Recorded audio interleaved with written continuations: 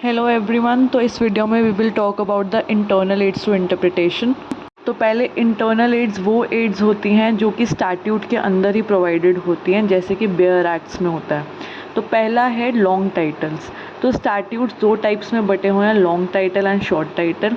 जो long title है उसके अंदर आपको इम्प्रेस कर सकता है, it can impress the reader, या आपकी बेयर एक्ट के फ्रंट पेज पे ही दे रखा होता है। तो जो बेसिकली लॉन्ग टाइटल होता है वो ये बताता है कि एक्ट किस बारे में है। जैसे कि आप एग्जांपल में ये देखें तो इसमें देखा है, an act to provide for fixing minimum rate of wages in certain employments. तो ये मिनिमम वेजेस एक्ट का लॉन्ग टाइटल है। फाइनली बात करते हैं शॉर्ट टाइटल की। शॉर्ट टाइटल जो लॉन्ग टाइटल का एक तरीके से निक नेम की तरह यूज़ किया जा सकता है, ये सिर्फ एब्रीविएशन होता है। जैसे कि ये जो हमने लॉन्ग टाइटल पढ़ा, तो इसे हम सिर्फ दिस एक्ट में be called minimum wages act, या दिस एक्ट में बी कॉल्ड, सेक्शन 1 में यूजुअली दे रखा होता है। जैसे कि आप सीपीसी की अगर कोई भी आपके पास बेयर एक्ट हो तो उसे खोल के आप देख सकते हैं। इसके अंदर सेक्शन 1 अलॉन्ग विद द ये निक नेम और एब्रीविएशन की तरह यूज़ होता है। फिर प्रियम्बल आता है। तो प्रियम्बल एक स्कोप, ऑब्जेक्ट और पर्पस बताता है एक्ट का कि ये क्यों बना है। हाउएवर जो हमारा प्रियम्बल ऑफ द कॉन्स्टिट्यूशन है उसको सुप्रीम कोर्ट ने भी हेल्ड करा है कि हाँ, वो इंटरनल एड टू इंटरप्रिटेशन में भी काम आ सकता है। एक केस था Arnit Das versus state of Bihar के अंदर, जिसके अंदर यही चीज़ बोली गई थी, for construing the provision of an act preamble can be used as an internal aid to interpretation. Next बात करते हैं हेडिंग्स की। तो हेडिंग्स और टाइटल होते हैं जो सेक्शंस के ऊपर दिए होते हैं, या फिर ग्रुप ऑफ सेक्शंस को कंसिडर करके मिला के एक हेडिंग बना रखी होती है। जैसे कि आपको डेफिनेशन लिखा होता है सेक्शन 2 के अंदर, फिर उसके बाद डेफिनेशन सारी आती हैं। तो this will be the headings. Next comes the marginal notes.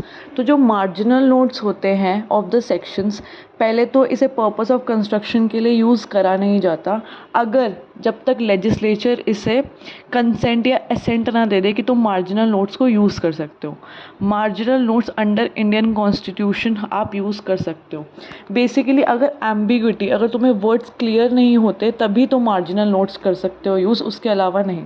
इसमें एक केस भी है, बलराज कुंवर वर्सेस जगतपाल सिंह। इसके अंदर भी यही चीज़ बोली गई, आप मार्जिनल नोट्स तभी यूज़ करो जब आपको ज़रूरत हो, ना कि क्योंकि ये सिर्फ एक समरी प्रोवाइड करते हैं ऑफ द सेक्शन, उसके अलावा आपको ये नहीं बताते कि एक्चुअल मीनिंग क्या है। फिर illustration and next internal aid. तो इलस्ट्रेशंस सेक्शन के अंदर ही दे रखी होती है। जैसे सेक्शन 302 आईपीसी के अंदर मर्डर के अंदर बहुत सारी इलस्ट्रेशंस दे रखी हैं, जिसमें बताता है कि व्हाट कॉन्स्टिट्यूट्स एंड मर्डर।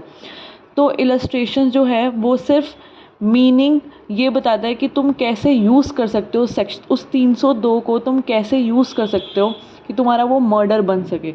उसे तुम एक्सटेंड नहीं कर सकते beyond the scope of the text. Next interpretation clause आता है। तो इंटरप्रिटेशन क्लॉज को डेफिनेशनल सेक्शन भी बोलते हैं।